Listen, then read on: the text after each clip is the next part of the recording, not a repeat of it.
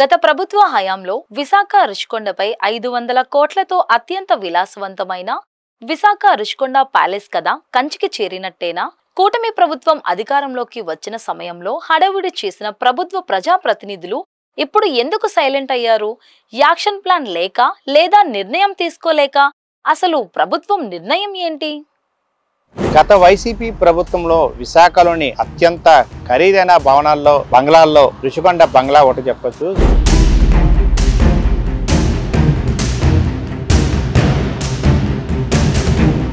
దేనికోసం నిర్మిస్తున్నారు, ఏ విధంగా నిర్మిస్తున్నారు, అసలు లోపల కట్టడాలు ఏ విధంగా చేస్తున్నారని చెప్పేసి కూడా అప్పుడు ప్రతిపక్షం కూడా చూపించలేని పరిస్థితి.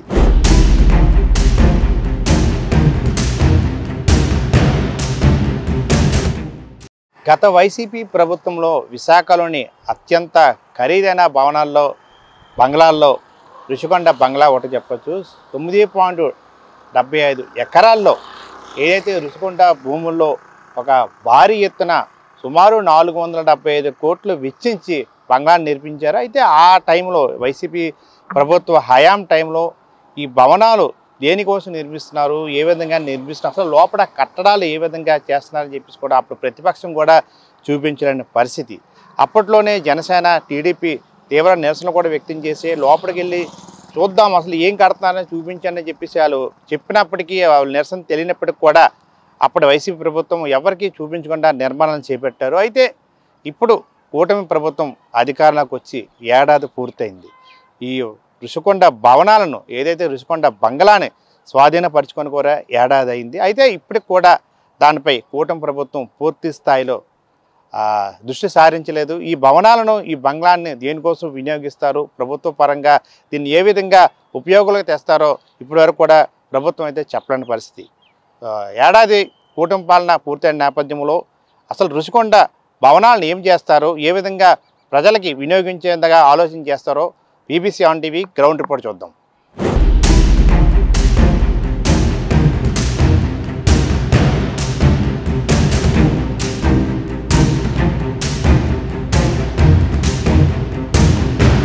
ఈ ప్యాలెస్ ఏం చేయాలో కూటమి సర్కారుకు అంతు చిక్కడం లేదు. ఎలా ఉపయోగించుకోవాలో అర్థం కాక కింద మీద పడుతోంది. కొత్తగా నిర్మించిన 5 భవనాలు పర్యాటక అవసరాలకు ఉపయోగపడవు. కన్వెన్షన్ సెంటర్ గా మార్చుకునే పరిస్థితి కూడా లేదు. అధికారుల సమావేశాలకు ఉపయోగించుకుందామన్నా చాలా భారం అవుతుంది. ప్రస్తుతం ఈ భవనాల నిర్వహణే రాష్ట్ర ప్రభుత్వానికి భారంగా మారింది. ఈ భవనాలను వినియోగిస్తే కేవలం విద్యుత్ బిల్లులే నెలకు 25 లక్షల వరకు వస్తాయి. ఇతర నిర్వహణ ఖర్చులు ఉంటాయి. ఈ మొత్తాన్ని భరించగల ఆర్థిక స్తోమత కలిగిన సంస్థకు మాత్రమే అప్పగించాల్సిన పరిస్థితి ఏర్పడైంది. ఈ నేపథ్యంలో రుషికొండ ప్యాలెస్ వినియోగంపై కూటమి సర్కారు తర్జన భర్జన పడుతోంది.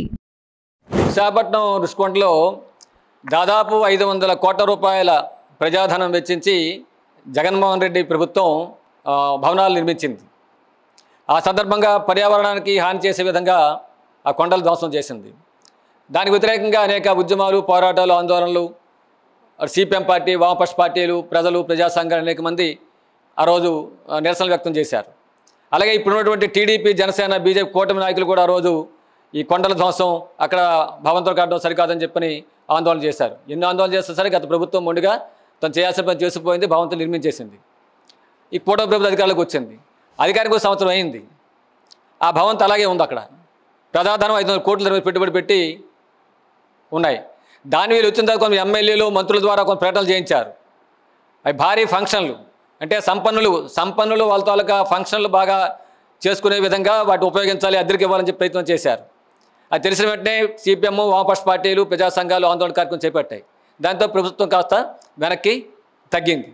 మేము ప్రధానికం కోరుతుంది ఏంటంటే అది ప్రజాధనంతో నిర్మించింది, దాన్ని ప్రజలకు ఉపయోగపడే విధంగా చర్యలు చేపట్టాలి. ఏ ప్రజలకు ఉపయోగపడాలి? ప్రజా సైన్స్ మ్యూజియంగా దాన్ని అభివృద్ధి చేస్తే తరతరాలుగా తరతరాలుగా ఇది విశాఖపట్నం దేశంలోనే అభివృద్ధి చెందుతున్నటువంటి ఒక ప్రధాన నగరం. దీన్ని డెవలప్ చేస్తామని చెప్పి అంటారు. ముఖ్యమంత్రి చెప్తున్నాడు ముంబై నగరం లాగా దీన్ని తయారు చేస్తామని చెప్పని. మరి ముంబై నగరంలో తయారు చేయాలని చెప్పినట్టు దీన్ని సైన్స్ మ్యూజియంగా ఎందుకు డెవలప్ చేయకూడదు? పిల్లలతో విజ్ఞానాన్ని పెంచే కార్యక్రమం ఎందుకు చేయకూడదు? అందుకని ఆ భవనాన్ని సైన్స్ మ్యూజియంగా డెవలప్ చేస్తే ప్రస్తుత తరం, రాబోయే తరాలు కూడా అభివృద్ధికి ఉపయోగపడుతుంది. కాబట్టి ఇతర వ్యాపారాలు చేయాలి, మళ్ళీ కోట్లు గడించాలని చెప్పినటువంటి ఒక దుర్లక్షణాలకు పక్కన పెట్టి దీన్ని మ్యూజియంగా తయారు చేయడం కోసం ప్రభుత్వం చర్యలు చేపట్టడం అని చెప్పి అత్యవసరం. అది లేట్ చేయకుండా, ఇప్పటికే సంవత్సరం అయింది, వృధాగా పడి ఉన్నది. కాబట్టి లేట్ చేయకుండా ప్రభుత్వం వెంటనే ప్రజా మ్యూజియం నిర్మించేదాని కోసం చర్యలు చేపట్టాలని చెప్పని మేము భావిస్తూ ఉన్నాం. ఋషికొండపై ప్యాలెస్ కట్టడం కోసం అక్కడ ఉన్న పర్యాటక శాఖ కాటేజీలను కూల్చివేశారు. పర్యావరణ అనుమతులు కూడా తీసుకోలేదు. 4.5 ఎకరాల్లో భవనాల నిర్మాణం కోసం 22 ఎకరాల మేర కొండను ఇష్టానుసారం తవ్వేశారు. 5 ఎకరాల్లో వేలాది మొక్కలతో ల్యాండ్స్కేపింగ్, బ్యూటిఫికేషన్ పనులు చేపట్టారు. పర్యాటకుల కోసం 7 నక్షత్రాల హోటల్, కన్వెన్షన్ సెంటర్, గదులు నిర్మిస్తామని మభ్యపెట్టి 5 బ్లాకుల్లో పడక గదులు, డైనింగ్, లివింగ్ రూమ్లు, సమావేశ మందిరాలు నిర్మించుకున్నారు. రాజభవనంగా విలాసంగా నిర్మించారు. 5 బ్లాక్ల భవనాలను 1,48,413 చదరపు అడుగుల విస్తీర్ణంలో నిర్మించారు. చదరపు అడుగుకు సగటు 30,000 ఖర్చు చేశారు. కొన్ని భవనాలకు మాత్రమే ఫర్నిచర్ సమకూర్చారు. ఈలోగా ఎన్నికలు రావడం, వైసీపీ ఓడిపోవడంతో అవన్నీ ఆగిపోయాయి. వాటి కోసం కొనుగోలు చేసిన ఫర్నిచర్ ఎక్కడుందో కూడా తెలియడం లేదు. గత ఏడాది నవంబర్ నుంచి రుషికొండ ప్యాలెస్ కు విద్యుత్ వినియోగిస్తున్నారు. అప్పటి నుంచి నెలకు సగటున 7 లక్షల విద్యుత్ బిల్లు వస్తోంది. విద్యుత్ బిల్లులు చెల్లించక ఇప్పటి వరకు దాదాపు 85 లక్షల బకాయిలు పేరుకుపోయాయి. ఆ భవనం ఆవరణలో కేవలం రాత్రిపూట విద్యుత్ దీపాలు వెలిగించినందుకే ఈ మొత్తంలో బిల్లు వచ్చింది. విశాఖలో వివిధ పరిశ్రమలు, విద్యా సంస్థలకు సంబంధించి తరచూ భారీ కార్పొరేట్ సమావేశాలు జరుగుతుంటాయి. అటువంటి వాటికి ఈ భవనాలు ఉపయోగించుకుంటే బాగుంటుందని విశాఖకు చెందిన పలువురు అభిప్రాయపడుతున్నారు.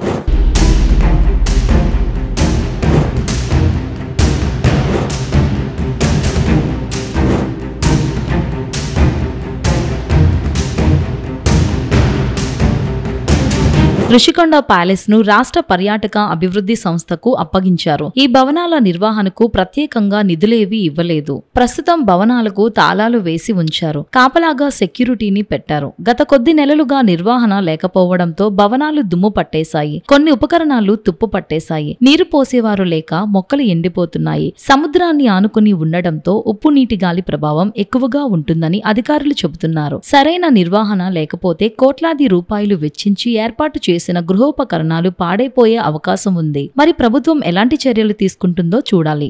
ఏదైతే ఇప్పుడు మనం చూస్తున్న ఈ ఋషికొండ భవనాలలో గతంలో ఇక్కడ హరిత టూరిజం సంబంధించిన హరిత రిసార్ట్స్ ఉండేది. దాన్ని అభివృద్ధి చేస్తామని అప్పటి వైసీపీ ప్రభుత్వం సుమారు 125 కోట్ల రూపాయలు వెచ్చించి దీన్ని అభివృద్ధి చేస్తామని చెప్పేసి ఆ టైం నుండి దాన్ని కూల్చివేసి భవనాల నిర్మాణం చేపట్టారు. అయితే ఆ 125 కోట్ల నుంచి సుమారు 475 కోట్లను వెచ్చించి ప్రస్తుతం మనం చూస్తున్న ఈ భవనాలు అనేకంటే కూడా బంగ్లాను నిర్మించడం జరిగింది. అయితే అప్పట్లోనే దీన్ని ప్రతిపక్షాలు విమర్శించి అసలు దీన్ని ఎందుకు ఇంత భారీ ఎత్తున ఖర్చు పెడతారు, దీన్ని ఏ విధంగా వినియోగిస్తారని చెప్పి అప్పట్లోనే విపక్షాలు నిరసన వ్యక్తం చేసి అప్పటి టీడీపీ కావచ్చు, జనసేన కావచ్చు, అసలు దీనిలో ఏ విధంగా నిర్మాణం చేపడతారో, దీన్ని దేనికోసం నిర్మాణం చేపడతారని చెప్పేసి పవన్ కళ్యాణ్ కూడా డిప్యూటీ సీఎంగా ఉన్న పవన్ కళ్యాణ్ అయితే అప్పట్లో జనసేన అధినేతగా ఉన్నారు. అయితే ఈ ప్రాంతానికి విచ్చేశారు. లోపలికి వెళ్లేందుకు ప్రయత్నించినప్పుడు కూడా ఎవరిని అనుమతించలేదు. ఏ విధంగా నిర్మాణాలు చేపడుతున్నారో, అసలు దేనికోసం నిర్మాణాలు చేపడతారో కూడా అప్పటి వైసీపీ ప్రభుత్వం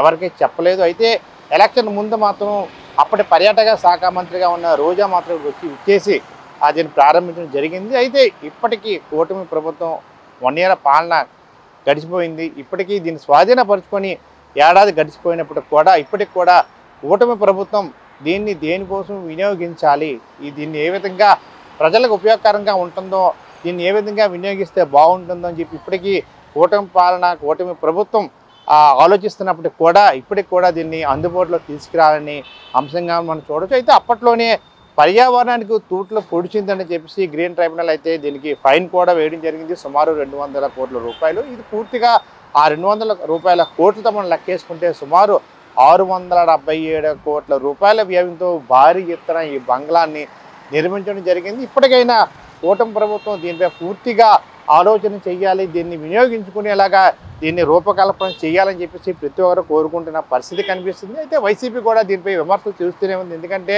అప్పట్లోనే ఇది జగన్మోహన్ రెడ్డికి నివాసం కోసం ఒకవేళ 3 రాజ్యాల భాగంగా విశాఖ రాజధాని అయితే ఇక్కడే దీని పరిపాలన కొనసాగించేందుకే ఈ భవనాన్ని కట్టారని చెప్పేసి అప్పుడు విమర్శలు వచ్చినప్పుడు కూడా వైసీపీ మాత్రం ఇప్పుడు ఆ ప్రభుత్వం దీన్ని స్వాధీనపరుచుకుంది కదా, దాన్ని రాష్ట్రపతి కోసం వినియోగించుకోవచ్చు, రాష్ట్రపతి విశాఖ విచ్చేసినప్పుడు దీన్ని వినియోగించుకోవచ్చు, ప్రధానమంత్రి విశాఖ విచ్చేసినప్పుడు వినియోగించుకోవచ్చు, వారి కోసమే ఈ భవనాలు నిర్మించామని చెప్పేసి వైసీపీ దాన్ని ట్యాగ్ చేస్తూ సోషల్ మీడియా వేదికగా చెప్తున్నప్పుడు కూడా ఇప్పుడు కూడా కూటమి ప్రభుత్వం దీనిపై దృష్టి సారించలేదని మనం చెప్పవచ్చు. అయితే ఏడాది ప్రభుత్వం పాలన అయిపోయినప్పుడు కూడా దీనిపై ఎందుకు దృష్టి సారించలేదని ప్రతి విశాఖ వాసులు ప్రశ్నిస్తున్నారు. ఎందుకంటే ప్రతిసారి మంత్రి నారా లోకేష్ విశాఖ వచ్చినప్పుడు ఖచ్చితంగా రుషికొండ భూముల కోసం ఆలోచిస్తున్నారని చెప్పడం జరుగుతుంది. కానీ పూర్తి స్థాయిలో దీనికి ఎన్ కార్డు పలకలేదనేది నిజమైన మన విషయంగా చూడవచ్చు. ఇప్పుడైనా కూటమి ప్రభుత్వం దీనిపై ఆలోచన చేసి త్వరలోనే ఇది పూర్తి స్థాయిలో ప్రజలకి సందర్శనం అవ్వచ్చు, లేదా ప్రభుత్వ కార్యాలయంగా దీన్ని వినియోగించుకున్నా, లేదా ఒక మ్యూజియంగా దీన్ని ఏర్పాటు చేసినా ఖచ్చితంగా ఇది నిరుపయోగంగా ఉండే కంటే, ప్రజల ధనాన్ని వేస్ట్ చేసే కంటే ప్రజలకు ఉపయోగకరంగా దీన్ని వినియోగించుకుంటే మంచిదని చెప్పేసి కూడా ప్రతి ఒక్కరూ చెప్తున్న అంశంగా మనం చూడొచ్చు. కెమెరా పర్సన్ ప్రేమ్తో Durga Prasad, BBC on TV, Visakha.